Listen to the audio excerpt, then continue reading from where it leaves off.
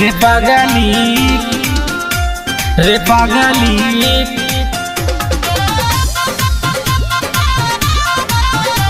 रे पागली कैसे भूल जाई प्यारे असकुलवा वाला रे। Recording by Sargam Studio, Bodhgaya. Music by Shams Jamil. बहुते सतावे याद दिहल दिन फुलवा वाला रे फुलवा वाला। बहुते सतावे याद दिहल दिन फुलवा वाला रे। रे पागली दिहल दिन फुलवा वाला रे। रे पागली कैसे भूला जाई प्यारे असकुलवा वाला रे। रे पागली कैसे भूली जाई प्यारे असकुलवा वाला रे। रे पागली रे पागली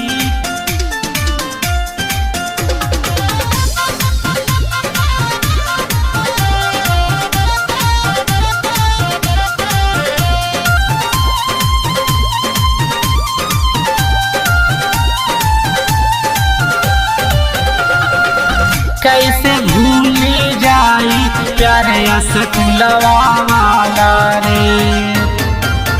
मास्टर भी मारत रहे रही ना जबरूल में रहे ना जबरूल में। मास्टर भी मारत रहे रही ना जबरूल में।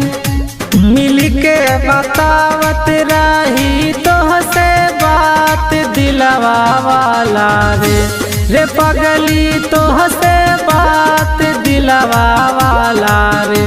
रे पागली कैसे भूला जाई प्यारे असकुलवा वाला रे। रे पागली कैसे भूला जाई प्यारे असकुलवा वाला रे।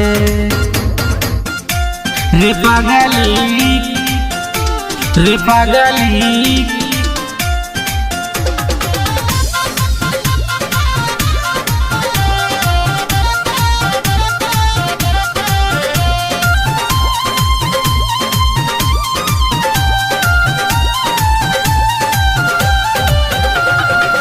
कैसे भूल जाए प्यारे असकुलवा वाला रे। तोरे चक्कर में हम कहीं ना पढ़ाई कहीं ना पढ़ाई। तोरे चक्कर में हम कहीं ना पढ़ाई। यही सोची सोची हमके आवेला रोवाई। कितना बताई बात तोहके अपन फिलवा वाला रे। रे पागली तोहके बात फिलवा वाला रे। रे पागली कैसे भूला जाई प्यारे असकुलवा वाला रे। रे पागली कैसे भूला जाई प्यारे असकुलवा वाला रे।